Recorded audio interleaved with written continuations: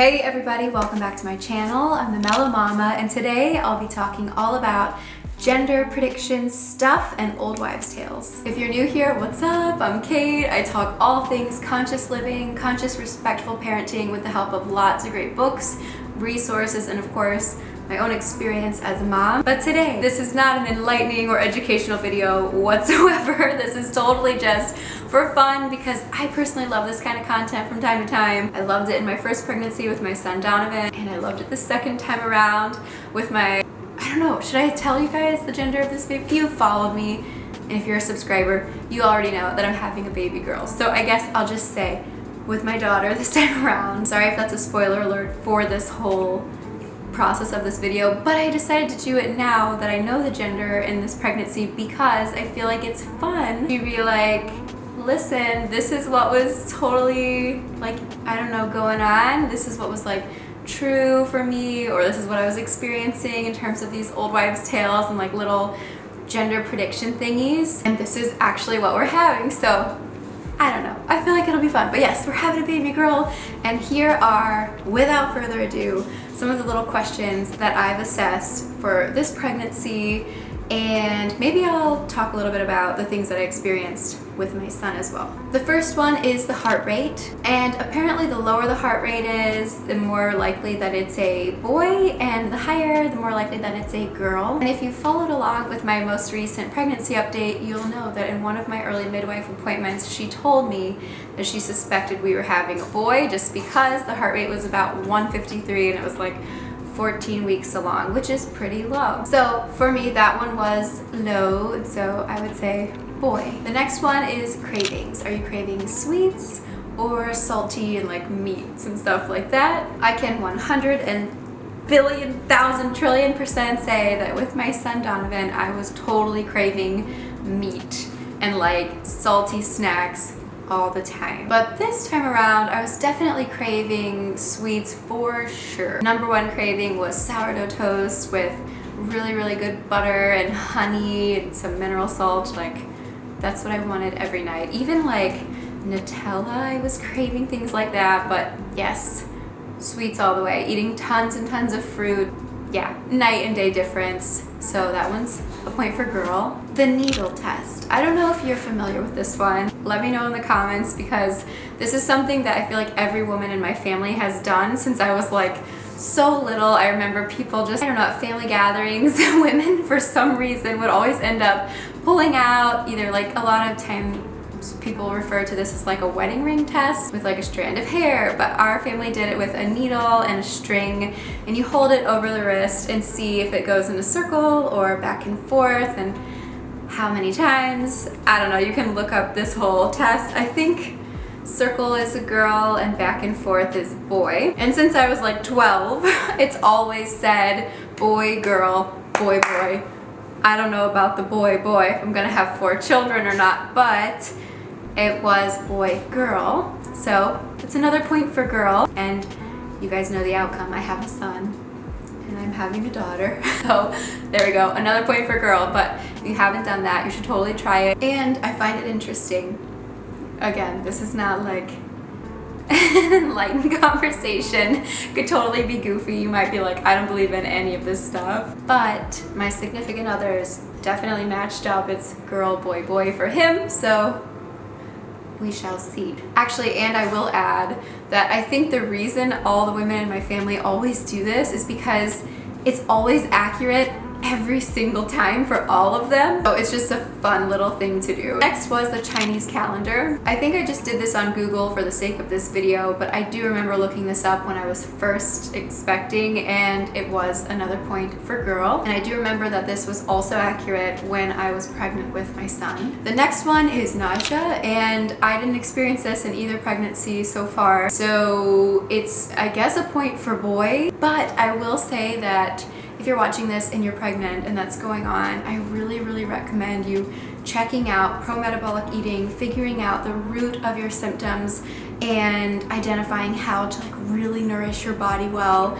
during this pregnancy. I recommend the book Real Food for Pregnancy, Nourishing Traditions, and yeah, I just feel like it's a common symptom, but it's not necessarily normal to be feeling sick and fatigued and run down during pregnancy. So check those resources out.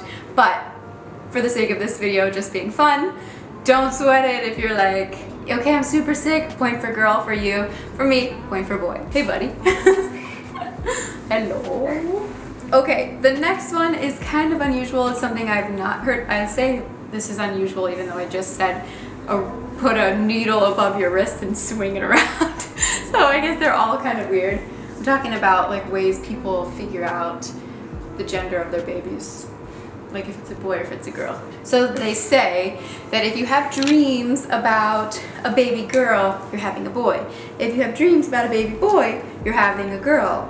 I've had 3 dreams about a baby girl, so technically that's a point for boy, but we all know that I'm having a girl. There you go. Go.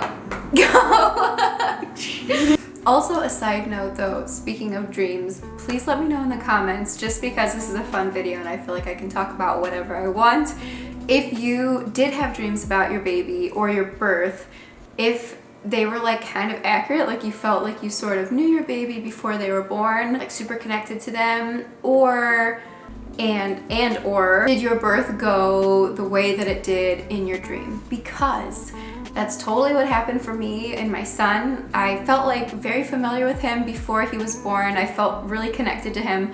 I did practice hypnobirthing, and I was like really adamant about actually really practicing all the things that lead up to having a hypnobirth. So I don't know if that played a role in that experience, but also the birth, the way that I envisioned it and the way that I dreamed about it is pretty much exactly how it went down.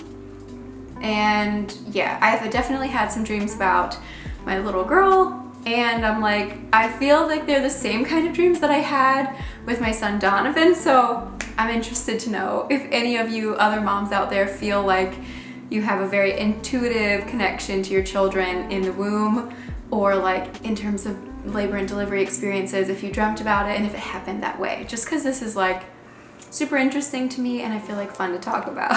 Moving on, the next one is about the hands. So I guess, hold on, I've got to look this one up again. Okay, so if your hands are dry during pregnancy, you might be having a boy. And the old wives' tales for baby gender link soft hands with girls. I definitely feel like I just have dry skin. So it's kind of hard for me to say that like, oh, you know, I have dry skin this time around, must be having a boy. But I guess I could put a point for boy. Is that gross that I have dry skin? I don't know. I don't actually have dry hands, but I have to like constantly moisturize them. But I just am prone to dry skin, and it's the dead of winter, so I don't know. But still, point for boy. The next one is body temperature. Are you hot or cold? And I definitely feel super duper warm. In fact, I barely sleep with a blanket. I sleep with a blanket more for like comfort than warmth. And like I said, it's February, so that's really unusual, especially for me. I used to be such a little freeze baby. I'd be like, I don't know, I just needed to constantly be like bundled up and stuff. This to me doesn't really have as much to do with the pregnancy as much as it does with hormones and hormone imbalance, nourishment. So again, I don't know, but that's a point for girl. I think that's a point for girl. The next one is skin, and again, there's just such a theme here about like great nourishment for the body, but we're just supposed to be having fun. So the old wives' tale says the daughter steals your beauty and gives you like acne, takes away your glow, I don't know, and the boy makes you super glowy. I definitely felt very dull and like meh in the beginning of my pregnancy. Point for girl. Sleep position, I always gravitate towards sleeping on my right side, which is very weird. I used to always sleep on my left.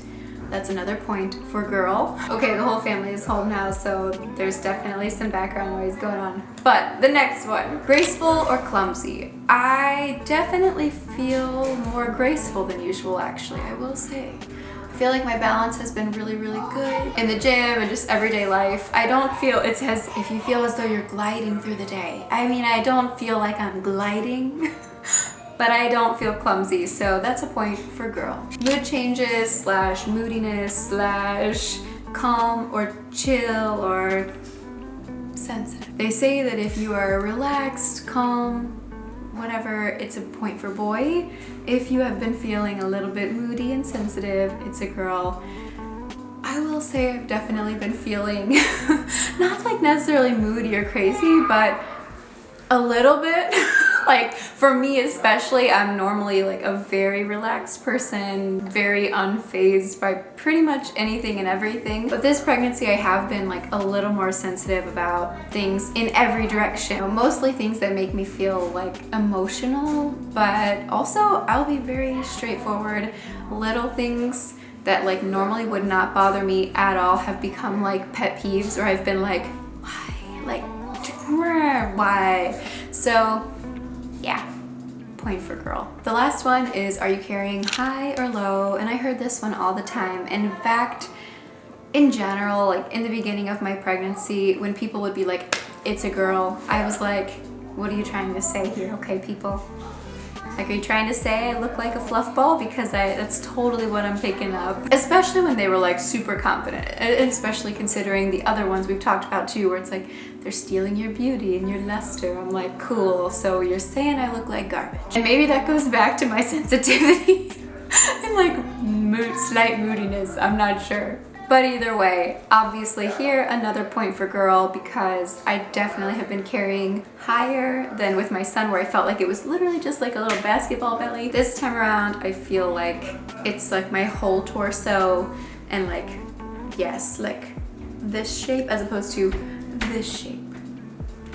I don't know if that makes any sense. Let me know in the comments if you enjoyed this video, if you've experienced similar things or different things, or if you have other old wives' tales that you found to be true or accurate or totally bizarre and out there. If you enjoyed this video, give it a thumbs up. Like I said, it's not typically my style to share this kind of stuff, but I thought it would be fun. If you're interested in more educational, insightful, thought-provoking content regarding more conscious living or more conscious parenting and reparenting, please check out my website, www.themellowmama.org, enroll in my course, and also check out all of my free content on Instagram at @themellowmama, and of course here on YouTube. Hit the subscribe button, let me know what you thought of this video, and I will see you on the next one.